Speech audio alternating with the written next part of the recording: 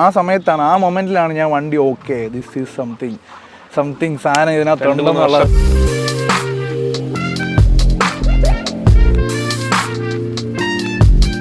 എത്ര പണി കിട്ടുന്ന വണ്ടിയാണെന്ന് പറഞ്ഞാലും, എത്ര കംപ്ലൈൻ്റ് ഉള്ള വണ്ടിയാണെന്ന് പറഞ്ഞാലും, എവിടെ പോയാലും വഴി കിടക്കില്ല. ഹിമാലയം കണ്ടിട്ട് എൻ്റെ അമ്മ പറഞ്ഞു ഇത് പക്കിയ പോലെ ഇരിക്കുന്നു, ഇത് വേണ്ട. അപ്പം നോക്കിയപ്പോൾ ക്ലാസിക് സൈഡിൽ ഇരിപ്പുണ്ട്. ഓക്കെ, ഇതോ ആ വണ്ടി എടുത്തോളാം.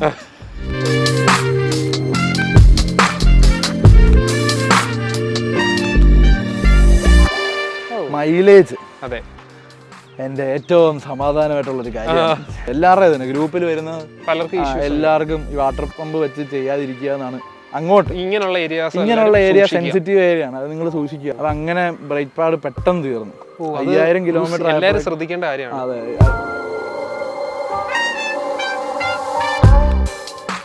റോയൽ എൻഫീൽഡ് ഹിമാലയൻ 450 വണ്ടി ഇറങ്ങിയിട്ട് കുറച്ച് നാളൊക്കെ ആയിട്ടുള്ളൂ. പക്ഷേ റോയൽ എൻഫീൽഡിനോടും ഹിമാലയനോടുള്ള ആളുകളുടെ ഇഷ്ടം ഈ ഒരു വണ്ടിയോടും ഉണ്ട് എന്നുള്ളതാണ്. കാരണം ഇതിൻ്റെ പുതിയ എഞ്ചിൻ മാറ്റി, എഞ്ചിനെന്നല്ല മൊത്തത്തിൽ ഹിമാലയനെ മാറ്റിയിട്ടാണ് പുതിയ ഹിമാലയൻ 450 കൊണ്ടുവന്നത്. റോയൽ എൻഫീൽഡിൻ്റെ പുതിയൊരു എഞ്ചിൻ വർക്കൗട്ട് ആയിട്ടുണ്ടെന്ന് തോന്നുന്നു. വണ്ടി യൂസ് ചെയ്യുന്നവർക്കൊക്കെ അത്യാവശ്യം നല്ല അഭിപ്രായം ഉണ്ടെന്ന് തോന്നുന്നു. കുറച്ച് മോശം അഭിപ്രായങ്ങൾ ഉണ്ട് എങ്കിലും അതൊക്കെ നമുക്ക് വീഡിയോയിൽ ചോദിക്കാം. പതിവ് പോലെ നമ്മുടെ യൂസർ എക്സ്പീരിയൻസ് ആണ്. നമ്മൾ റീസെൻ്റ്ലി ഒരു റോയൽ എൻഫീൽഡ് ഹിമാലയൻ 450 ഗറില്ല 450 കൂടെ ഒരു യൂസർ റിവ്യൂ ചെയ്തു. അതിനുശേഷം കുറച്ചുകൂടെ ലോങ് ടേം ആയിട്ടുള്ള ഹിമാലയൻ 450 റിവ്യൂ ആണ്. നമ്മുടെ ചാനൽ നേരത്തെ വന്നിട്ടുള്ള ആളാണ്, നമ്മുടെ സുഹൃത്ത് തന്നെയാണ്. നേരത്തെ ഒരു ഡീറ്റെയിൽഡ് ആയിട്ടുള്ള ഒരു ഇൻ്റർസെപ്റ്റർ റിവ്യൂ തന്നിട്ടുള്ള ആൾ തന്നെയാണ്. അപ്പോൾ വണ്ടിയുടെ ഡീറ്റെയിൽസും ഇൻട്രൊഡക്ഷനും ഒക്കെ വണ്ടിയുടെ യൂസറിനെ വീഡിയോയിലേക്ക് സ്വാഗതം ചെയ്തിട്ട് നമുക്ക് ചോദിക്കാം. യൂസറിനെ വീഡിയോയിലേക്ക് സ്വാഗതം ചെയ്യാം. ഇപ്പോൾ മനസ്സിലായി കാണും എന്ന് വിചാരിക്കുന്നു യൂസറിനെ. Abhishek, hi, welcome to our channel again. നമ്മൾ ഇന്റർസെപ്റ്ററിന്റെ ഒരു നല്ലൊരു വീഡിയോ ചെയ്ത് നല്ല റീച്ചും അല്ലേ, നല്ല കുറേ വ്യൂസും. Interceptor 650 Malayalam review, user review നോക്കി കഴിഞ്ഞാൽ നിങ്ങൾക്ക് ഈ വീഡിയോ എന്തായാലും കാണാൻ പറ്റും. ഐ ബട്ടണിൽ കൊടുത്തിട്ടുണ്ട്, നിങ്ങൾ ചെക്ക് ചെയ്താൽ മതി. അപ്പം അഭിഷേകേ, ഒന്നുകൂടെ ഒന്ന് പരിചയപ്പെടുത്തിയത് എന്ത് ചെയ്യുന്നു എന്നുള്ളത്. യെസ്, അപ്പം പറഞ്ഞ പോലെ തന്നെ എൻ്റെ പേര് അഭിഷേക്. ഞാനൊരു ഇവൻറ്റ് മാനേജ്മെൻറ്റ് കമ്പനി ഇവിടെ നടത്തിപ്പായിട്ട് ഇപ്പോൾ പോകുന്നത്. എൻ്റെ പേരൻസ് ആയിരുന്നു, ഇപ്പോൾ ഞാൻ അതിലേക്ക് ജോയിൻ ചെയ്തു ആഫ്റ്റർ എൻ്റെ പഠിത്തവും കാര്യങ്ങളെല്ലാം. റോയൽ ഡാഫഡിൽസ് ഈവൻസ് എന്നാണ്. നമ്മൾ പത്തനംതിട്ട ജില്ലയിലാണ് ബേസ് ചെയ്തിരിക്കുന്നത്. അതുപോലെ തന്നെ ഇടയ്ക്ക് ട്രാവലും കാര്യങ്ങളും, ചെറിയൊരു യൂട്യൂബ് ചാനലും ഇൻസ്റ്റാഗ്രാമിൽ ചെറിയ റീൽസ് പരിപാടികളൊക്കെ ആയിട്ട് വണ്ടി കണ്ടപ്പോഴേ മനസ്സിലാക്കാൻ അങ്ങനത്തെ പരിപാടിയൊക്കെ ആയിട്ട് നമ്മൾ പോകുന്നു. കണ്ടക്ട് ചെയ്യുന്ന ആളാണ്. അതെ, റൈഡ് കണ്ടക്ടറാണ് ഞാനും. എൻ്റെ ഒരു ഫ്രണ്ടാണ്. ഫ്രണ്ടിൻ്റെ പേര് പറഞ്ഞാൽ നിങ്ങൾക്ക് എല്ലാവർക്കും അറിയായിരിക്കും. Yasin Muhammad. Of course Yasin Muhammad. He's my mentor. ഞാനിങ്ങനെയൊക്കെ ആവാൻ കാരണം പുള്ളിയാണ്. പുള്ളിയുടെ കൂടെ തന്നെ പാർട്ണർഷിപ്പായിട്ടൊരു ട്രിപ്സ് ഫോർ ലൈഫ് എന്ന് പറഞ്ഞിട്ട് റൈഡ് കോർഡിനേറ്റ് ചെയ്യുന്നൊരു ടീം നടത്തിക്കൊണ്ട് പോകുന്നു. എല്ലാ മാസവും റൈഡ്സ് നടത്തുന്നുണ്ട്. പിന്നെ നമ്മൾ തന്നെ റൈഡ് എപ്പോഴും പോകാറുണ്ട്. റൈഡ്സ് നടത്തിയില്ലേ സ്വന്തമായിട്ട് റൈഡിന് പോകും. അതെ, നടത്താൻ പറ്റിയില്ലേ സ്വന്തമായിട്ട് റൈഡിന് പോകും. അങ്ങനെ റൈഡിനായിട്ട് ഇന്റർസെപ്റ്ററിൽ നിന്ന് ഹിമാലയനിലോട്ട് വന്നിരിക്കുന്നു. ഒരു 650cc 450cc വന്നിരിക്കുന്നു. നമുക്ക് ഏതായാലും അങ്ങനെ കമ്പയർ ചെയ്യാൻ പറ്റിയതല്ല, സെഗ്മെന്റ് അല്ല കേട്ടോ. ഏതായാലും നമുക്ക് ഡീറ്റെയിൽഡ് ആയിട്ട് ചോദിക്കാം ഹിമാലയൻ 450 റിവ്യൂ. ഇത് 650 ഫസ്റ്റിൽ തന്നെ ആ ക്വസ്റ്റ്യൻ ചോദിച്ചേക്കാം. 650 നിന്ന് ഒരു ട്വിൻ സിലിണ്ടറിൽ നിന്ന് സിംഗിൾ സിലിണ്ടർ 450 വന്നു. എന്താണ് ഇതിന്റെ? ആദ്യം 500 ആയിരുന്നു. 500 650 പോയി. ഞാൻ റോയൽ എൻഫീൽഡ് ഫാനാണ്. റോയൽ എൻഫീൽഡ് ഒരു ഹിമാലയൻ 650 ഇറക്കിയാൽ അത് ഞാൻ എടുക്കും. എന്തുകൊണ്ടാണ് ഈ റോയൽ എൻഫീൽഡ് ഫാൻ ആവാൻ കാരണം? ഫസ്റ്റ് ഓഫ് ഓൾ അത് ചോദിക്കാം നമുക്ക്. First of all royal Enfield, നമ്മൾ ആ പേര് തന്നെ ഇപ്പോൾ റോയൽ എൻഫീൽഡ് എന്ന് മാത്രമേ, റോയൽ എൻഫീൽഡ് അത് അതിനൊരു റോയാലിറ്റി ഉണ്ട്. പിന്നെ പണ്ട് തൊട്ടേ ബുള്ളറ്റ് എടുക്കണം, ബുള്ളറ്റാണ് നമ്മൾ കാണുന്നിടത്തൊക്കെ ബുള്ളറ്റ്. അന്ന് ഈ KTM അല്ലെ നല്ല വണ്ടികൾ മോശമാണെന്നല്ല പറയുന്നത്. നമുക്ക് അന്ന് തൊട്ടേ ആ ഒരു, ഇപ്പം ബിഗ് ബൈക്സ് അല്ലെങ്കിൽ ഇച്ചിരി ഒരു വെയിറ്റ് ഉള്ള വണ്ടികൾ ഓടിക്കുമ്പോഴാണ് സാറ്റിസ്ഫാക്ഷൻ എന്നുള്ള രീതി. ഇപ്പം ഞാൻ ഞാൻ എല്ലാ വണ്ടി യൂസ് ചെയ്തിട്ടുണ്ട്. പക്ഷെ എനിക്ക് സാറ്റിസ്ഫാക്ഷൻ എപ്പോഴും എൻ്റെ റോയൽ എൻഫീൽഡ് അല്ലെങ്കിൽ ഏത് വണ്ടിയാണ്. ഞാൻ ഇപ്പോൾ 500 ഉപയോഗിച്ചിട്ടുണ്ട്, 650 ഉപയോഗിച്ചു, ഇപ്പോൾ 450 ഉപയോഗിച്ചു. 3 വണ്ടി റോയൽ എൻഫീൽഡിൻ്റെ ആയിരുന്നു. 7 വർഷത്തിൽ 3 ബൈക്ക് എടുത്തു. ഇതിലിപ്പം എല്ലാ വണ്ടിയിലും ഞാൻ സാറ്റിസ്ഫൈഡ് ആയിരുന്നു. കൊടുത്തത് അപ്ഗ്രേഡിന് വേണ്ടി മാത്രമാണ്. ഇതൊക്കെ വെച്ചിട്ട് ആരും ഓടിക്കാനും ഇല്ല, അപ്പനും ഓടിക്കത്തില്ല. മറ്റു വണ്ടികളിൽ, മറ്റു ബ്രാൻഡ്സിൽ കണ്ടിട്ടില്ലാത്ത എന്താണ് റോയൽ എൻഫീൽഡിൽ കിട്ടിയൊരു ഇത്? ഈ പറഞ്ഞ royal content creator Royal Enfield ഇൻഫ്ലുവൻസേഴ്സിനെ ഭയങ്കരമായിട്ട് സപ്പോർട്ട് ചെയ്യുന്ന ഒരു ടീമാണ്. അത് നിങ്ങൾക്ക് ഈ വണ്ടി കണ്ടാൽ തന്നെ മനസ്സിലാവും. ഈ വണ്ടിയിൽ ഇരിക്കുന്ന ഒരു 50, 60, 70, 80% സാധനവും റോയൽ എൻഫീൽഡ് ആക്സസറീസ് ആണ്. അതെല്ലാം എനിക്ക് അവർ കൊളാബറേഷനിലായിട്ട് അയച്ചു തന്നെയാണ്. അപ്പം നമ്മൾ നമ്മളെ ഒരു ഓക്കെ നമ്മളിപ്പോൾ ഇച്ചിരി സെറ്റപ്പ് support കാണിക്കും, അവരത്ര സപ്പോർട്ട് ചെയ്യുന്നു. നമ്മളിപ്പോൾ ഞാനിപ്പോൾ വളരെ ചെറിയൊരു ക്രിയേറ്ററാണ്. ഈ ഒരു കണ്ടന്റ് ക്രിയേഷൻ ഇൻഡസ്ട്രി നോക്കുവാണെങ്കിൽ ഇപ്പോൾ നിലവിൽ ട്രാവൽ ചെയ്യുന്ന അല്ലെങ്കിൽ കണ്ടന്റ് ക്രിയേറ്റേഴ്സിൻ്റെ ഇടയ്ക്ക് ഞാൻ ഭയങ്കര ചെറിയൊരാളാണ്. അതിൽ നമുക്ക് ഇത്രയും നല്ലൊരു സപ്പോർട്ട് കിട്ടണമെന്നുണ്ടെങ്കിൽ റോയൽ എൻഫീൽഡിനെ കൊണ്ടേ പറ്റുള്ളൂ. അതൊരു കാര്യം. പിന്നെ എവിടെ ചെന്നാലും റോയൽ എൻഫീൽഡിന് സർവീസ് സെൻ്റർ ഉണ്ട്. എത്ര പണി കിട്ടുന്ന വണ്ടിയാണെന്ന് പറഞ്ഞാലും, എത്ര കംപ്ലൈൻറ്റ് ഉള്ള വണ്ടിയാണെന്ന് പറഞ്ഞാലും, എവിടെ പോയാലും വഴി കിടക്കില്ല. നമുക്ക് എവിടെ വേണമെങ്കിലും സർവീസ് സെൻ്റർ ഉണ്ടാവും. എല്ലായിടത്തും സർവീസ് സെൻ്റർ ഉണ്ട്. നമുക്ക് എവിടെ വേണമെങ്കിലും കയറ്റി സർവീസ് ചെയ്യാം. അല്ലെങ്കിൽ പോലും നോർമൽ ഒരാളുടെ പണ്ടത്തെ ബുള്ളറ്റ് സർവീസ് ചെയ്യുന്ന ആൾക്കാർക്ക് ഇപ്പോഴും ഏത് റോയൽ എൻഫീൽഡ് വണ്ടിയും സർവീസ് ചെയ്യാം. പണ്ടത്തെ ബുള്ളറ്റിന്റെ DNA അല്ലല്ലോ ഇപ്പൊ ഇതിൽ. അതല്ല പിന്നെ സെൻസർ വൈസ് അല്ല, നമുക്കിപ്പോൾ ചെറിയ കാര്യങ്ങൾ അത് വന്നു കഴിഞ്ഞാൽ റെക്ടിഫൈ ചെയ്യാൻ പറ്റും. മറ്റേത് നമുക്ക് തൊടാൻ പറ്റത്തില്ല. സെൻസസ് ഇപ്പം ഹിമാലയനൊക്കെ പിന്നെ ഇച്ചിരൂടെ ബെറ്ററായി സെൻസർ. ഇപ്പം പുറത്ത് നമുക്കൊന്നും ചെയ്യാൻ പറ്റൂല. എല്ലാം നമുക്ക് സർവീസ് സെൻ്ററിൽ തന്നെ പോകണം. പിന്നെ ഞാൻ നോക്കിയപ്പോൾ എല്ലാവരും പണ്ട് തൊട്ടേ ലഡാക്കൊക്കെ അടിക്കുന്നത് റോയൽ എൻഫീൽഡ് വണ്ടികളാണ്. ഇപ്പോഴാണ് ഈ എല്ലാവരും കുറേ ബ്രാൻഡ്സ് യൂസ് ചെയ്യുന്നത്. പണ്ട് നമ്മൾ കാണുമ്പോൾ എല്ലാവരും പണ്ട് ഞങ്ങൾ അതെ, ഞാൻ ബുള്ളറ്റ് ഉണ്ടെങ്കിൽ ലഡാക്കിൽ പോകാൻ പറ്റും. ഓക്കെ, എന്നാൽ ബുള്ളറ്റ് വാങ്ങാം. അങ്ങനെയാണ് പിന്നെ റോയൽ എൻഫീൽഡ്. അങ്ങനെയാണ് ഞാൻ പിന്നെ പ്രാന്തായി. ഹിമാലയൻ എൻ്റെ ഒരു പ്രാന്തായിരുന്നു. നമ്മുടെ ടോമിന്റെ വണ്ടിയാണ് ഞാൻ ആദ്യമായിട്ട് ഓടിക്കുന്നത്. ടോംബ്രോ എന്റെ സീനിയറായിരുന്നു. നമ്മുടെ ഒരു ക്ലബിലുള്ള ആൾക്കാരായിരുന്നു ഞങ്ങളെല്ലാവരും. ആളിപ്പോ ഒരു ഷോറൂം തന്നെ പുള്ളി ഷോറൂം തന്നെ തുടങ്ങി. അപ്പൊ റോയൽ എൻഫീൽഡിന്റെ പ്രാന്ത് കൊണ്ട് റോയൽ എൻഫീൽഡിന്റെ ഷോറൂം തുടങ്ങി. പുള്ളിയുടെ വണ്ടിയാണ് ഞാൻ ആദ്യമായിട്ട് 2017 ഓടിക്കുന്നത്. 2018 ഞാൻ വണ്ടി ബുക്ക് ചെയ്യാൻ പോയപ്പോൾ ഹിമാലയം കണ്ടിട്ട് എൻ്റെ അമ്മ പറഞ്ഞു ഇത് പക്കിയ പോലെ ഇരിക്കുന്നു, ഇത് വേണ്ട. അപ്പം നോക്കിയപ്പോൾ ക്ലാസിക് സൈഡിൽ ഇരിപ്പുണ്ട്. ഓക്കെ, ഇതോ ആ വണ്ടി എടുത്തോളാം. അന്നേരം എല്ലാവരും ബുള്ളറ്റ് കളിക്കുന്ന സമയം എനിക്ക് ക്ലാസിക്കിനോട് തീരെ താല്പര്യം. 350. അന്നേരം ഞാൻ നോക്കിയപ്പോൾ സൈഡിലൊരു കറുത്ത 500 ഇരിക്കുന്നു. അങ്ങനെയാണ് 500 എടുക്കുന്നത്. പിന്നെ 500 എടുത്തു. ആ സമയത്ത് ഇൻട്രസെപ്റ്റർ ഇറങ്ങി. ഒന്ന് ഇൻട്രസെപ്റ്ററിലോട്ട് മാറാമെന്ന് പറഞ്ഞു. എന്തോ ഭയത്തിന് അവർ സമ്മതിച്ചു, എടുത്തോളാൻ പറഞ്ഞു പഠിക്കുന്ന സമയത്ത്. അങ്ങനെ അതെടുത്തു. പിന്നെ 450യുടെ ലോഞ്ച് ഹിമാലയത്തിൽ വെച്ചായിരുന്നു. ആ സമയത്ത് യാസിം ബ്രോ പോയിട്ടുണ്ടായിരുന്നു മീഡിയ ഡ്രൈവിൽ. അന്നേരം ഞാൻ ഇതുപോലെ വിളിച്ചപ്പോൾ യാസിക്ക് പറഞ്ഞു വണ്ടി കൊടുത്തോ മോനെ, ഇതെടുത്തോ. ആ ഒരൊറ്റ വാക്കിലാണ് ഞാൻ വണ്ടി അന്നേരം തന്നെ നമ്മുടെ ഗോവയിലൊക്കെ പോകുന്നതിന് മുമ്പായിട്ടായിരുന്നു ഇതിൻ്റെ ബുക്കിംഗ് ഓപ്പൺ ആയത്. അന്നേരം തന്നെ 10,000 രൂപ എൻ്റെ ഒരു ഫ്രണ്ട് അയച്ചു തന്നു, ഇൻട്രസെപ്റ്റർ എടുക്കാമെന്ന് പറഞ്ഞു. അപ്പോൾ ആ പൈസ നേരെ അതിനടച്ച് അത് ബുക്ക് ചെയ്തു. പിന്നെ ഒരു 3-4 മാസം ഞാൻ വെയിറ്റ് ചെയ്തു. ഇൻട്രസെപ്റ്റർ അവൻ എടുക്കാൻ വേണ്ടിയിട്ട് കുറച്ച് സമയം എടുത്തു. ആ സമയത്ത് എനിക്ക് ആദ്യത്തെ വണ്ടിയൊന്നും കിട്ടിയില്ല. ഒരു ഫസ്റ്റ് ബാച്ച് കഴിയുന്ന സമയത്തേക്ക് എനിക്ക് വണ്ടി കിട്ടി. അത് ഈ കളർ തന്നെ ആദ്യം ബുക്ക് ചെയ്തത്. ഈ കളറാണ് ഇഷ്ടപ്പെട്ടത്. ഈ കളർ തന്നെ ആദ്യം ഇഷ്ടപ്പെട്ടു. ഈ കളർ തന്നെ എടുത്താൽ മതി യാസിക്കുകയും പറഞ്ഞു. അപ്പം എന്തുകൊണ്ട് നോക്കിയപ്പോൾ എനിക്ക് എല്ലാം കൂടെ കണ്ടപ്പോൾ ഈ കളർ ഇഷ്ടപ്പെട്ട. ബാക്കി ഈ ഗോൾഡൻ റിംസും ഇച്ചിരി അങ്ങനത്തെ പൊളി കാണുമ്പോൾ നമുക്ക് ഇഷ്ടപ്പെടുക. അങ്ങനെ ഇഷ്ടപ്പെട്ട് ഈ കളറിൽ പുറകെ പോയതാണ്. ബുക്കിംഗ് പീരീഡ് എത്ര ആയിരുന്നു? ആ സമയത്ത് ബുക്കിംഗ് പെട്ടെന്ന് കിട്ടുമായിരുന്നു. ഞാൻ ബുക്ക് ചെയ്തിട്ട് എനിക്ക് കിട്ടാൻ ഈ ഇൻട്രസെപ്റ്റർ സെയിൽ ആവാഞ്ഞോണ്ടാണ് ഞാനിത് ചാടിക്കറി എടുക്കാൻ. ഇനി ഇത് എടുത്തിട്ട് ഇനി അത് പോയില്ലെങ്കിൽ അത്രയും നാൾ പിന്നെ അത് വെക്കണമല്ലോ എന്നോർത്ത് വെറുതെ ഇരിക്കുമല്ലേ. പ്രൈസോ ഓൺ റോഡ് പ്രൈസ് 380 സംതിങ്. ഈ കളർ ഇറങ്ങിയ ടൈം. ഇപ്പൊ പക്ഷെ എന്തോ ചേഞ്ചസ്. 4+ ആണ് ഇപ്പൊ 4+ ആണ്. ഇപ്പം മറ്റേ സ്പോക്ക് വീൽസ് ഒക്കെ വന്നല്ലോ, ക്രോസ് സ്പോക്ക് വീൽസ് വന്നിട്ടുണ്ട്. ഞാൻ അത് എടുക്കാനായിട്ട് ഇങ്ങനെ നിൽക്കുന്നു. മാറ്റിയാൽ ബാക്കിയെല്ലാം മാറ്റിയതായി. അതെ, ബാക്കി എല്ലാം മാറി. ഇനി ഒന്നും ഇല്ല ഇതിനകത്ത് മാറാൻ. എല്ലാം ജെനുവിൻ റോയൽ എൻഫീൽഡ് ആക്സസറീസും ഇതിനകത്ത് വന്നിട്ടുണ്ട്. ഇനിയിപ്പോൾ റാലിയുടെ മാത്രമേ ഉള്ളൂ. അത് ഈ ഒരു അഡ്വഞ്ചർ കിറ്റിലോട്ട് ആയതുകൊണ്ട് ആ റാലി സെറ്റ് വെക്കാൻ പറ്റുന്നില്ല. അത് ഇനി മൊത്തത്തിൽ മാറ്റിയിട്ട് റാലി വെക്കണമെന്നുണ്ട്. ഓക്കെ, അപ്പോൾ അങ്ങനെ അടിമുടി വണ്ടി മാറ്റിയെടുത്തു. ഇനി ഇതിൻ്റെ ഒരു എക്സ്പീരിയൻസ് പറയുക. അതായത് 650ൽ നിന്ന് 450ലോട്ട് വന്നതിൻ്റെ എക്സ്പീരിയൻസ് ആദ്യമേ പറഞ്ഞു. അതിൻ്റെ പവർ ഡ്രോപ്പ് ഫീൽ ചെയ്തോ?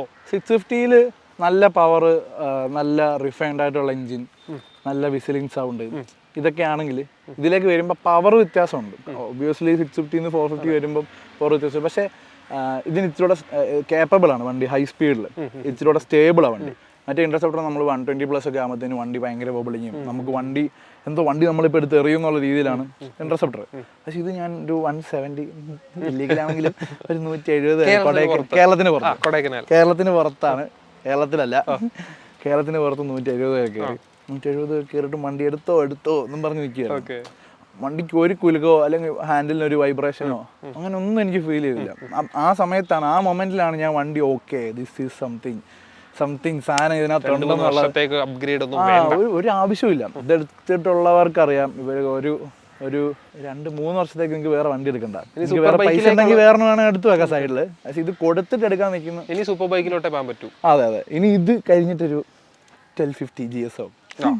ടൈഗറിനെ അങ്ങനെ വേണം പോയാൽ. ഓബിയസ്ലി ഇതിന്റെ അപ്പുറത്തോട്ട് ഇനി നോക്കുവാണെങ്കിൽ അങ്ങനെയൊക്കെ വണ്ടികളല്ല. പിന്നെ നമ്മൾ KTM ലോട്ടൊക്കെ പോകും. പക്ഷെ അതും ഇത് ഓടിച്ചിട്ട് അതിലോട്ട് പോകുമ്പോൾ അത് ഇഷ്ടപ്പെടണമെന്നില്ല. എനിക്കത് നോക്കിയാൽ 390 അഡ്വഞ്ചർ ടൂറിങ്ങിന് അടിപൊളിയാണ്. ഞാൻ അതിന്റെ ഓണേഴ്സിനെ കളിയാക്കുന്നതല്ല. ടൂറിങ്ങിന് അവർ തന്നെ പറയും ടൂറിങ്ങിന് അടിപൊളിയാണ് KTMന്റെ 390. പക്ഷെ ചെറിയ റൈഡുകൾ, അതിന്റെ ഗിയർ റേഷ്യോ, മറ്റേ ടോർക്കില്ലായ്മ എല്ലാം ഒരു പ്രശ്നമാണ്. ഇതിനതൊന്നും ഒരു പ്രശ്നമില്ല. അത് ശരി. അതിനെക്കാട്ടിൽ ഇത് തോന്നി. യെസ്, എനിക്ക് തോന്നി. ചെറിയ റൈഡുകൾ means daily purpose, daily commuter ആയിട്ടാണോ? ഡെയിലി കമ്മ്യൂട്ടറും അതുപോലെ ചെറിയ ഓഫ് റോഡ് ഒക്കെ ചെയ്യുമ്പോൾ അഡ്വഞ്ചർ 390 പെർഫെക്റ്റ്ലി ടൂറിങ്ങിനാണ് ബെസ്റ്റ്. ഇത് നമുക്ക് രണ്ടും ചെയ്യാം. ഞാൻ ഇതുകൊണ്ട് അത്യാവശ്യം ടൂറിങ്ങും ചെയ്തു, ഓഫ് റോഡും ചെയ്തു. എനിക്ക് 390 അഡ്വഞ്ചറിൽ നിന്നും തോന്നിയതാണ്, എനിക്ക് ഇതാണ് ഏറ്റവും ബെസ്റ്റ് ആയിട്ട് തോന്നിയത്. പേഴ്സണൽ ഒപ്പീനിയനാണ്. ഞാൻ എല്ലാ യൂസറിന്റെ കാര്യമല്ല പറയുന്നത്. എനിക്ക് പിന്നെ KTMനോട് പണ്ടേ എനിക്ക് ഭയങ്കര ഇഷ്ടമാണ്. അങ്ങനെയാണ് ഞാൻ അത് നോക്കിയിട്ടുള്ളത്. പക്ഷെ അത് എടുക്കാൻ പറ്റിയില്ല. ഇത് ഇഷ്ടപ്പെട്ടോണ്ട് അതും ഓടിച്ചിട്ട് അപ്പം അതൊക്കെയാണ് കാര്യങ്ങൾ. പിന്നെ 650 വന്നപ്പോഴത്തെ ഡ്രോപ്പ് എന്ന് പറഞ്ഞു കഴിഞ്ഞാൽ ഇതിനകത്ത് പവർ 450യുടെ ആ പവറേ ഉള്ളൂ എന്ന് നമ്മൾ വിശ്വസിച്ചങ്ങ് ഓടിക്കുക. പിന്നെ എനിക്ക് 650 വലിയ നമ്മൾ കൈ കൊടുത്ത് ഓടിക്കുന്ന പോലെ തന്നെ ഇതിനകത്ത് ഓടിക്കുന്നുണ്ട്. അതുകൊണ്ട് വണ്ടിക്ക് വലിയ കംപ്ലൈന്റും കാര്യങ്ങളൊന്നും ഇതുവരെ വന്നിട്ടില്ല. പക്ഷെ കുറെ പേർ എഞ്ചിൻ സൗണ്ടും കാര്യങ്ങളൊക്കെ മാറിയിട്ടുണ്ട്. അത് ചിലപ്പം അവരുടെ യൂസിന്റെ ആവാം. നമ്മൾ കറക്റ്റായിട്ട് യൂസ് ചെയ്യുക, കറക്റ്റായിട്ട് സർവീസ് ചെയ്യുക. ഞാൻ എപ്പോഴും പറയുന്ന പോലെ വണ്ടീനെ മെയിൻറ്റെയിൻ ചെയ്യുക, നമ്മളും മെയിൻറ്റെയിൻഡ് ആവുക. അങ്ങനെയാണെന്നുണ്ടെങ്കിൽ വണ്ടിക്ക് ഒരു കുഴപ്പമില്ലാണ്ടിരിക്കും, ഓടിക്കോളും. ഇത് ചുമ്മാ ചവറ് പോലെ നമ്മൾ വണ്ടി ഓടിച്ചിട്ട് വണ്ടി പണിയാണ്ടിട്ട് കഴിഞ്ഞാൽ വണ്ടി ഓബിയസ്ലി സൗണ്ട് ഉണ്ടാക്കും, പ്രശ്നങ്ങൾ പറയും. എത്ര നാളായി എടുത്തിട്ട്? ഇതിപ്പം 7 മാസം. നമ്പർ കഴിഞ്ഞ മാസം വരെ നമ്പർ ഇല്ലാതെ ആശ നടന്നിരുന്നത്. ഇപ്പൊ ഈ നമ്പറിന് വേണ്ടി വെയിറ്റ് ചെയ്തിരിക്കുകയായിരുന്നു. ഈ നമ്പറിന് എല്ലാം എന്റെ ബാക്കിയുള്ള 2 കാറിന് ഈ ഒരു സിമിലർ നമ്പറാണ്. അതുകൊണ്ട് എന്തായാലും വെയിറ്റ് ചെയ്യുക. എടുത്തു. പിന്നെ കുറച്ചാൾ മഞ്ഞ ബോർഡിൽ ഓടാന്ന് വിചാരിച്ചു. കൊടൈക്കനാൽ ഊട്ടിയൊക്കെ പോയപ്പം അതുകൊണ്ട് ഞാൻ രക്ഷപ്പെട്ടു. ബാക്കി എല്ലാവർക്കും പെറ്റി കിട്ടി. എനിക്ക് ടെമ്പററി ആയതുകൊണ്ട് നമുക്ക് ക്യാമറയുടെ സ്പീഡിന്റെ കിട്ടിയില്ല. ബാക്കി എല്ലാവർക്കും വന്നിട്ടുണ്ട്. ഒരു ട്രിപ്പിന് 5000 രൂപ വെച്ച്. ആരും അനുകരിക്കരുത്. ഇതായിട്ട് പറയുന്നതല്ല. അല്ല, പുതിയ വണ്ടി എടുക്കുന്നവർക്ക് ഒരു 6 മാസം വരെ ഓടിക്കാം, കുഴപ്പമില്ല. ഒരു നമ്പർ ബുക്ക് ചെയ്താൽ മതി. അല്ല, ഞാൻ സ്പീഡിന്റെ കാര്യം. സ്പീഡിന്റെ കാര്യം. ഓക്കെ, അപ്പോൾ അതൊക്കെയാണ് കാര്യങ്ങൾ. ഏതായാലും ഇനിയും സർവീസിന്റെ കാര്യങ്ങൾ ചോദിക്കുന്നു. ഇപ്പം 8000 കിലോമീറ്റേഴ്സ് ആയി ഈ വെറും 7 മാസം കൊണ്ട്. അത്യാവശ്യം നല്ല ഓട്ടം ഉണ്ട്. ഞാൻ ലോക്കൽ ഓട്ടം കുറവാണ്, റൈഡ്സ് ആണ് കൂടുതലും. ഞാൻ ലോക്കലിൽ ഇവിടെ നാട്ടിൽ തന്നെ കാറും കാര്യങ്ങളും ഓഫീസും അങ്ങനെയൊക്കെ പോകുമ്പോൾ കാർ എടുക്കും. ഇത് വീട്ടിൽ റൈഡ് കഴിഞ്ഞ് വന്നു കഴിഞ്ഞാൽ കഴുകി വെക്കും. പിന്നെ റൈഡിന് അല്ലെ ജിമ്മിൽ പോകാൻ നേരം അങ്ങനെയൊക്കെ എടുക്കത്തുള്ളൂ. അല്ലാണ്ട് വലിയ യൂസ് എന്നും ഡെയിലി യൂസ് ഒരു 100 കിലോമീറ്റർ ഒന്നും ഡെയിലി ഇല്ല. അപ്പോൾ ഒരു 20 കിലോമീറ്റർ ഡെയിലി എന്ന് കൂട്ടി ആ റേഞ്ച്. അപ്പോൾ ഈ സിറ്റിയിൽ കിടന്ന് ഓടിക്കാൻ എങ്ങനെയുണ്ട്? എറണാകുളത്തൊക്കെ ഓടിക്കുമ്പോൾ ഹീറ്റ് ഉണ്ട്. ഹീറ്റിന്റെ കാര്യം പറയാം. സിറ്റി ഡ്രൈവ് എന്ന് പറയുമ്പോൾ ഹീറ്റ് പറയാം. ഹീറ്റ് എനിക്ക് ഇന്റർസെപ്റ്ററിനെക്കാളും ഹീറ്റ് ഫീൽ ചെയ്തിട്ടുണ്ട്. എനിക്ക് ഇന്റർസെപ്റ്ററിൽ ഹീറ്റ് കുറവായിരുന്നു.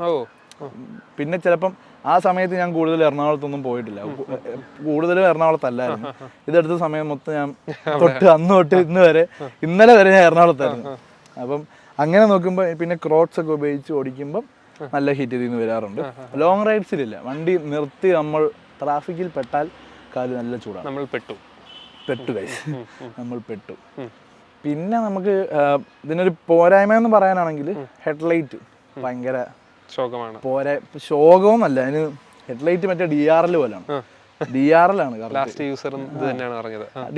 വെറും DRL. ഹെഡ്ലൈറ്റോ ഒന്നുമല്ല. ഞാൻ അതിനാണ് 2 ലൈറ്റ് വെച്ചേക്കുന്നത്. വേറെ വഴിയില്ല. പോലീസ് പിടിച്ചാൽ പൈസ കൊടുക്കാന്നേ ഉള്ളൂ. അല്ലെങ്കിൽ വേറെന്ത് ചെയ്യാം. രാത്രിയിൽ ഡ്രൈവ് ഭയങ്കര പാടാണ്. ഇത് ലൈറ്റ് കുറവാണ്. കാരണം ഓപ്പോസിറ്റ് വരുന്നവരുടെ ഹൈ ബീമൂൺ അടിക്കുമ്പോൾ ഇതിന്റെ ലൈറ്റ് അതിലെങ്കിൽ ലയിക്കും. അതുകൂടായിട്ട് ഇങ്ങോട്ടാണ് വരുന്നത്. ഇത് അങ്ങോട്ടൊന്നുമില്ല. അങ്ങനെ ഡിമ്മി ചെയ്യാത്തവരൊക്കെ വരുമ്പോൾ നമുക്ക് ഭയങ്കര ബുദ്ധിമുട്ടാണ് വണ്ടി ഓടിക്കാൻ. നമ്മൾ വല്ല കാട്ടിലൊക്കെ പോയി വീഴും. പ്രശ്നമാണ്. റോയൽ എൻഫീൽഡ് എന്തായാലും അപ്ഡേറ്റിൽ കൊണ്ടുവരും. ചാൻസ് ഇല്ല. ഇതിപ്പോൾ അവർ അപ്ഡേറ്റ് കൊണ്ടുവന്ന ഹെഡ്ലൈറ്റ് ആയത്. അത് ശരി. ഓക്കെ. പിന്നെ ഇനി വണ്ടിയുടെ സൈഡ് ലുക്കിന്ന് ബാക്കി കാര്യങ്ങൾ സംസാരിച്ചാലോ? എന്തുകൊണ്ടും അതായിരിക്കും നല്ലത്. സൈഡ് ലുക്ക് വെച്ചു. സൈഡ് ലുക്കാണ് വണ്ടിയുടെ ലുക്ക്. സൈഡിൽ നിന്നാണ് എനിക്ക് ഭയങ്കരമായിട്ട് പേഴ്സണൽ സൈഡിൽ നിന്ന് കാണാൻ ഇഷ്ടം. ഞാൻ എവിടെ കൊണ്ട് വെച്ചാലും സൈഡിൽ നിന്ന് ഇങ്ങനെ നോക്കും. എക്സോസ്റ്റ് ഒക്കെ പറയായിരുന്നു, പക്ഷെ എക്സോസ്റ്റ് മറങ്ങിപ്പോയി. എക്സോസ്റ്റ് മറഞ്ഞല്ലേ? കുറച്ച് മറങ്ങിയിട്ടുണ്ട്. അത് ബോക്സിന്റെ ആണ്. എക്സോസ്റ്റ് അടിപൊളിയാണ്, നല്ല സൗണ്ടാണ്.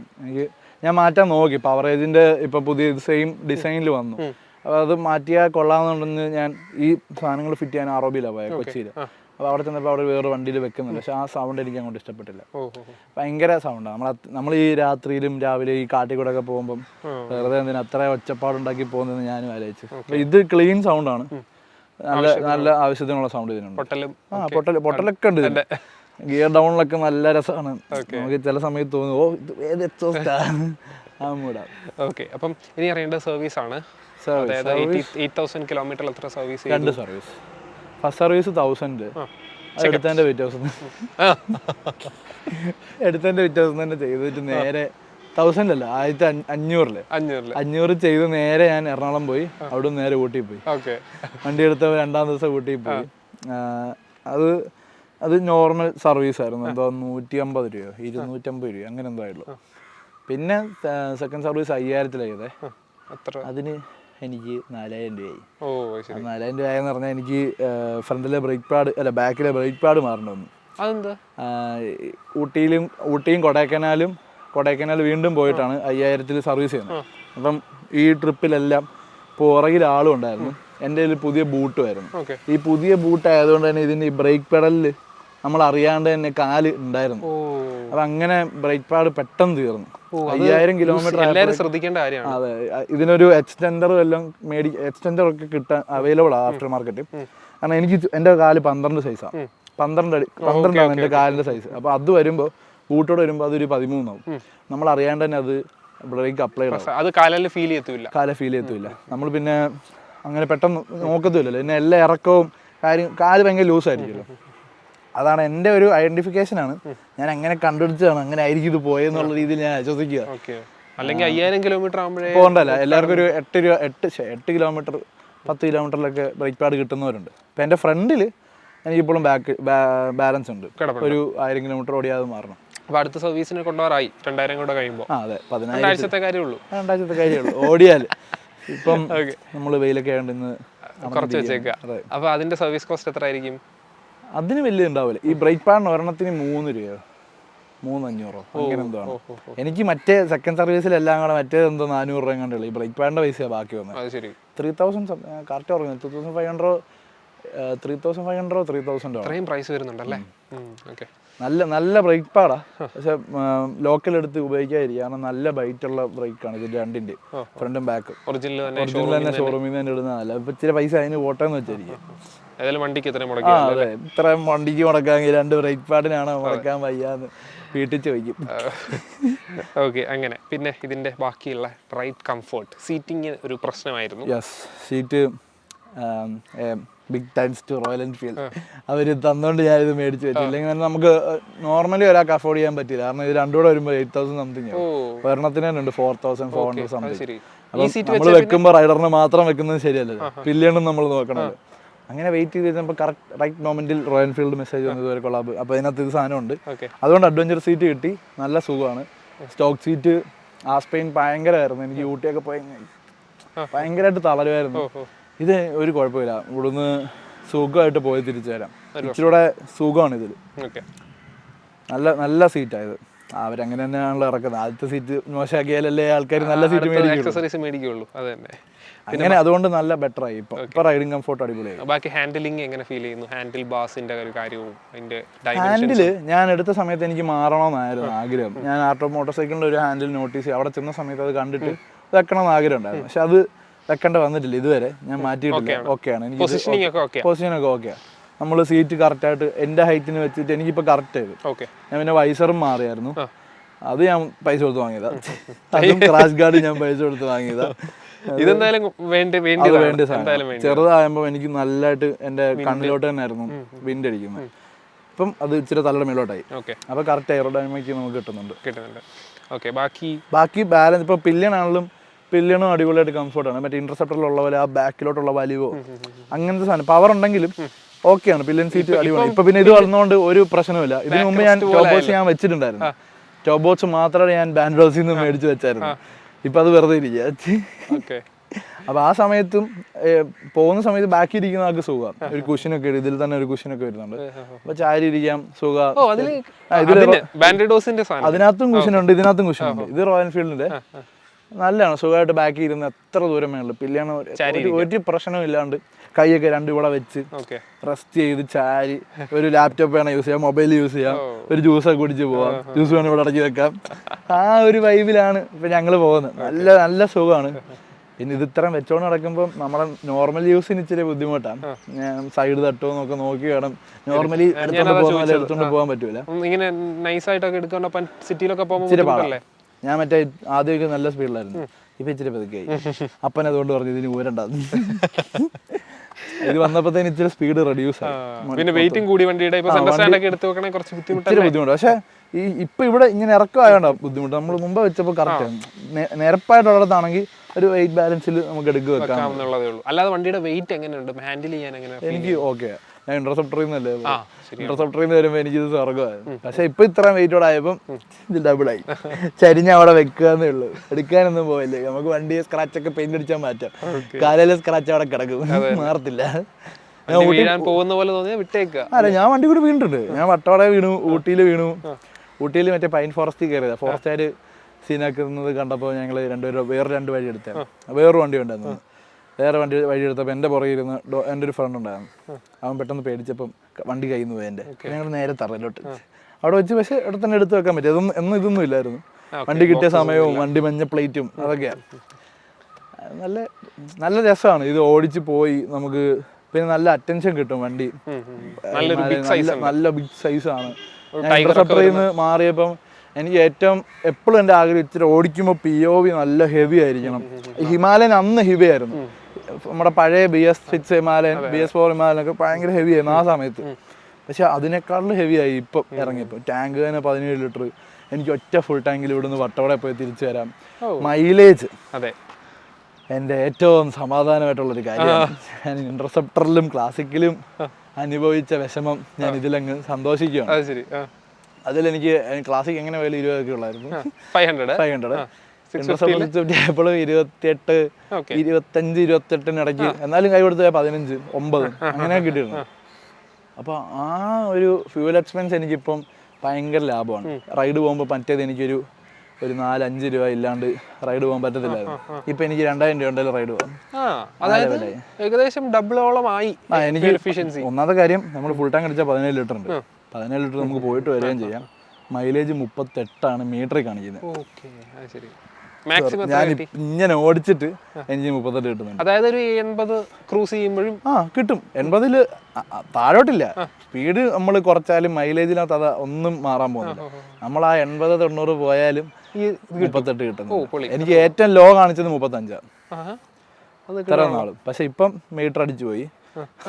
മറ്റേ പ്രഷർ വാഷ് ചെയ്യാൻ ഇവിടെ വാഷ് ചെയ്ത് സെന്ററിൽ കൊടുത്തപ്പോൾ പ്രഷർ വാഷ് വെച്ച് അവര് ഇതിന്റെ നമ്മുടെ ഈ സാധനം ഇല്ലേ, ഡിസ്പ്ലേ അല്ല, നമ്മുടെ ആ ജോയ്സ്റ്റിക്ക് ഇല്ലേ, ആ ജോയ്സ്റ്റിക്കിന്റെ അവിടെ വെള്ളം അടിച്ചിട്ട് ജോയ്സ്റ്റിക്കിന്റെ ആ സ്വിച്ചും അതിന്റെ അവിടുത്തെ മോഡ് സ്വിച്ചും വർക്ക് ചെയ്യണ്ടായി.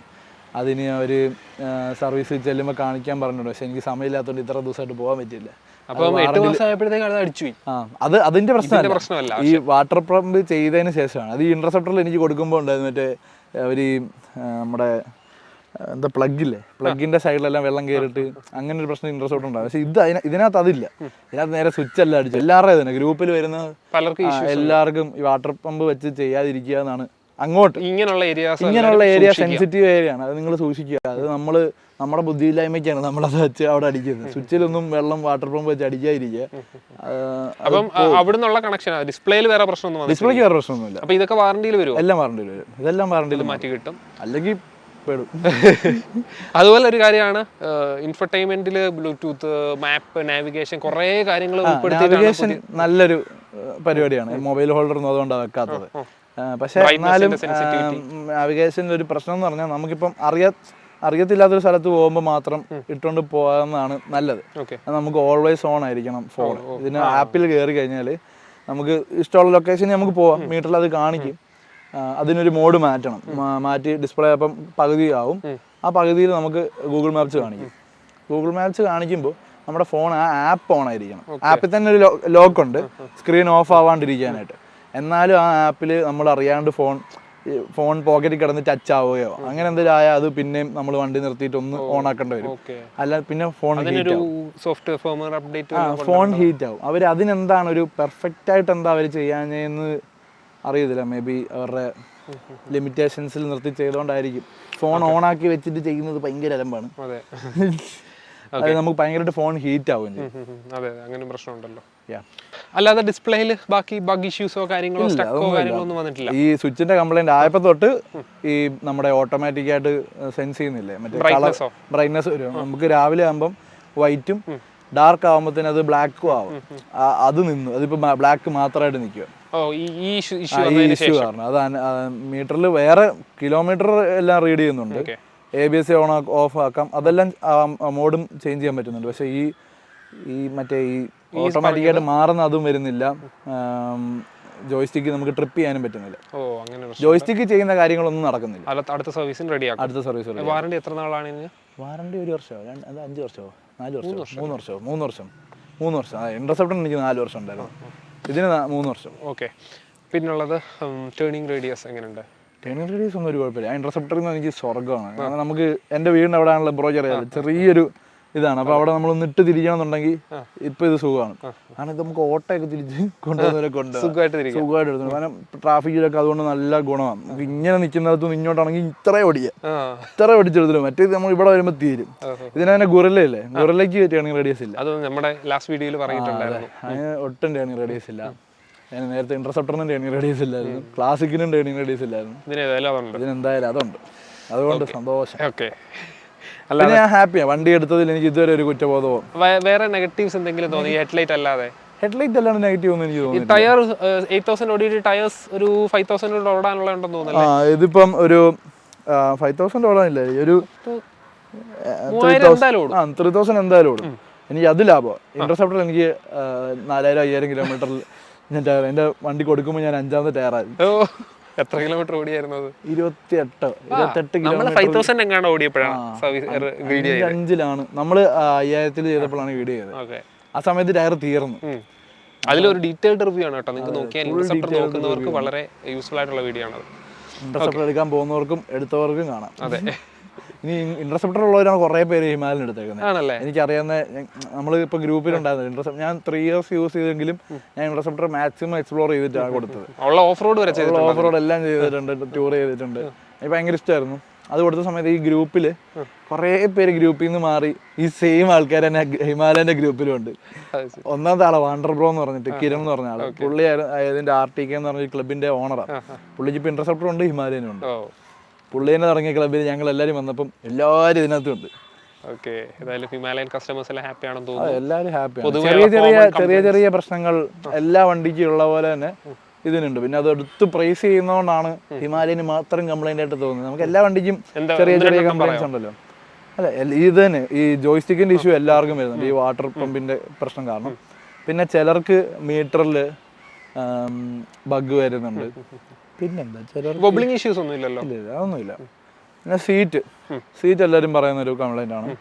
പിന്നെ എൻജിൻ നോക്കിങ് സൗണ്ട്, അത് കുറേ അധികം ആൾക്കാർ പറയുന്നത് കേട്ടിട്ടുണ്ട്. പിന്നെ ഹീറ്റിംഗ്. പിന്നെ എനിക്കിതൊന്നും ഒരു വലിയ പ്രശ്നമായിട്ട് തോന്നുന്നു. കാരണം ഇന്റർസെപ്റ്ററൊക്കെ യൂസ് ചെയ്ത് ഞാൻ എൻ്റെ ഗിയറൊക്കെ പൊട്ടി പോയിട്ട് ഞാൻ വണ്ടി ഉപയോഗിച്ച് നാട്ടിൽ കൊണ്ടുവന്ന് ശരിയാക്കിയിട്ട് പോയിട്ടുണ്ട് തിരിച്ച്. അപ്പൊ അതൊക്കെ വെച്ച് നോക്കുമ്പോൾ എനിക്ക് ഇതൊക്കെ ചെറിയ പ്രശ്നങ്ങളാണ്. പിന്നെ എല്ലാ മനുഷ്യരുണ്ടാക്കുന്ന സാധനമല്ലേ, എല്ലാത്തിനും ചെറിയ ചെറിയായിട്ടുള്ള എന്തെങ്കിലും പ്രശ്നങ്ങൾ കാണും. പിന്നെ നമ്മള് ആദ്യമൊക്കെ എനിക്ക് ഇന്റർസെപ്റ്റർ ഒക്കെ എടുത്ത സമയത്ത് അത്രയും പൈസ കൊടുത്ത് വണ്ടി എടുത്തിട്ട് ഇതിനകത്ത് ഒന്നും ഇല്ലല്ലോ എന്ന് തോന്നിയിട്ടുണ്ട്. പക്ഷെ ഇതിനകത്ത് ആ പൈസക്കുള്ള വർത്ത് നമുക്ക് USB fork, digital TFT display, rotary switches, നല്ല എൻജിൻ, പുതിയ ഡിസൈൻ, കളറ്, അല്ലെ വീൽസിന്റെ കളറ്. നമ്മൾ പണ്ട് GSIലൊക്കെ മാത്രമേ കണ്ടിട്ടുള്ളല്ലോ. അതൊക്കെ ഇതിൽ വന്നു. സസ്പെൻഷന്റെ കാര്യം പറയുമ്പോൾ ചോദിക്കാം, എങ്ങനെയുണ്ട് സസ്പെൻഷൻ? അടിപൊളിയാണ്. ഓഫ് റോഡിലും ഓൺ റോഡിലും അടിപൊളിയാണ്. നമുക്ക് ഒരു ഹമ്പ് ചാടിയാൽ നമ്മൾ ഫോർച്യൂണറിലൊക്കെ ചാടത്തില്ലേ, അത്ര സുഖമാണ്. ഒരു ഇപ്പം ഞാൻ ഇന്റർസെപ്റ്ററിൽ നിന്ന് വന്നോണ്ടായിരിക്കും എനിക്ക് അങ്ങനെ ഫീൽ ചെയ്യുന്നത്. ഇപ്പം നേരത്തെ ഹിമാലയൻ യൂസ് ചെയ്തിട്ട് ചെയ്യുന്നവർക്ക് വ്യത്യാസം ഉണ്ടാവത്തില്ല. കാരണം പഴയ ഹിമാലയനും ഹമ്പ് ചാടുമ്പോൾ ഒരു പ്രശ്നമില്ല, കുലുക്കമൊന്നും അറിയത്തില്ല. പിന്നെ ചെറിയ ഗട്ടർ റോഡ്സ് കൂടെ ഇപ്പം ഈ പാച്ച് റോഡ്സിൽ കൂടെ പോയാലും വണ്ടിക്ക് ഒരു പ്രശ്നമില്ല. വണ്ടി നമ്മൾ ഇരിക്കുന്ന പോലെ തന്നെ ഇങ്ങനെ ഇരിക്കുക, മറ്റേത് ഇങ്ങനെ ഇറങ്ങണമല്ലോ. അങ്ങനെയൊക്കെ നോക്കുമ്പോൾ മൊത്തത്തിൽ ഞാൻ ഹാപ്പിയാണ്. വണ്ടി ഭയങ്കര സജസ്റ്റ് ചെയ്യും അപ്പോൾ തീർച്ചയായിട്ടും. എന്തായാലും ഞാൻ തന്നെ ഒരു 3-4 പേരെ കൊണ്ട് വണ്ടി എടുപ്പിച്ചിട്ടുണ്ട്. എനിക്കറിയാം ഇന്നലെ ഒരാളെടുത്ത് എൻ്റെ ഒരു ഫ്രണ്ട് അനന്തു എന്ന് പറയും, ഇന്റർസെപ്റ്റർ ഉണ്ടായിരുന്നു, അവൻ സെയിൽ ചെയ്തിട്ട് ഇന്നലെ വണ്ടി എടുത്ത് എനിക്ക് മെസ്സേജ് അയച്ചു, പൂറോ വണ്ടി എടുത്ത് കേട്ടോ എന്ന് പറഞ്ഞു. അതായത് 4 പേരെ കൊണ്ട് ഞാൻ വണ്ടി എടുപ്പിച്ചു. എന്തായാലും കൊള്ളാം, നല്ലൊരു വണ്ടിയായിട്ട് കൊണ്ടുപോകാൻ പറ്റുന്നു. അതെ, ഭയങ്കര സുഖമാണ്, നമുക്ക് എവിടെ വേണമെങ്കിലും കൊണ്ടുപോകാം. ഇപ്പം നമുക്ക് അങ്ങനെ ഒരു പ്രശ്നം, പിന്നെ ഈ കേബിള് ഇത് മറ്റേ റൈഡ് ബൈ വയർ ആയതുകൊണ്ട് ആക്സിലേറ്റർ കേബിൾ മാറണ്ട, പിന്നെ ആകെ ക്ലച്ചും ബ്രേക്ക് കേബിളും മാത്രം നോക്കിയാൽ അതും നല്ല കിടിലൻ കേബിൾസ് ആണ് ഇതിന് വന്നേക്കുന്നത്. ഇത്ര നാൾ വണ്ടി ഇറങ്ങിയതിൽ ഏറ്റവും നല്ല കേബിൾസ് ആയിട്ട് എനിക്ക് തോന്നിയത് പേഴ്സണലി. ഇന്റർസെപ്റ്റർ പോലും എനിക്ക് 2-3 മാസത്തിൽ എൻ്റെ ഒരു കേബിൾ പൊട്ടിപ്പോയിരുന്നു. അപ്പം അതൊക്കെ വെച്ച് നോക്കുമ്പോൾ എനിക്കിത് നല്ലതായിട്ട് അവർ ചെയ്തിട്ടുണ്ട്. വണ്ടിയിൽ എങ്ങും ഒരു ആവശ്യമില്ലാത്തൊരു സാധനം കാണാനോ അല്ലെ വയേഴ്സൊക്കെ ഒത്തിരി പോലെ എല്ലാം നല്ലതായിട്ട് പ്ലേസ് ചെയ്തിട്ടുണ്ട്. പിന്നെ ഞാൻ എൻ്റെ ഇഷ്ടത്തിന് കുറച്ച് മോഡ്സ് ചെയ്തിട്ടുണ്ട്. അതെനിക്ക് ആവശ്യത്തിനുണ്ട്. ഈ ചെറിയൊരു ബാഗ് ഉണ്ടല്ലേ ഹാൻഡിലുള്ള, അത് നമുക്ക് ഫോണോ പേഴ്സോ കുറച്ച് ചില്ലറ പൈസയോ അങ്ങനെ എന്തെങ്കിലും ഇട്ട് വെക്കാം. പിന്നെ ഇതിൻ്റെ എല്ലാം കീസ് അങ്ങനെ നമ്മളെവിടെയൊക്കെ പോകുമ്പോൾ അങ്ങനെ നിർത്തുമ്പോൾ ഇടാനായിട്ട്. അതെ, കീസ് കാര്യം അടിച്ചോണ്ട് പോകാൻ നോക്കണ്ട, അതൊക്കെ എൻ്റെ തന്നെ ആയിരിക്കും. നമ്മൾ എങ്ങോട്ടെല്ലാം ഇറങ്ങുന്ന സമയത്ത് മാത്രം അതിനകത്ത് ഇടുന്നത്.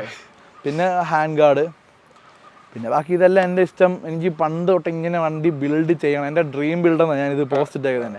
എനിക്ക് ഇങ്ങനെ പണ്ട് തൊട്ട് നമ്മളിങ്ങനെ ഫോട്ടോ വരയ്ക്കും, ഹിമാലയൻ സൈഡിൽ 2 ബോക്സ്, മേളിലൊരു ബോക്സ്, വൈസർ വലുത്, 2 ഹാൻഡ് ഗാർഡ്. ഒരു ഡ്രീം ഞാൻ അച്ചീവ് ചെയ്തു. ഞാൻ അതിന്റെ ഭയങ്കര സന്തോഷത്തിലാണ്.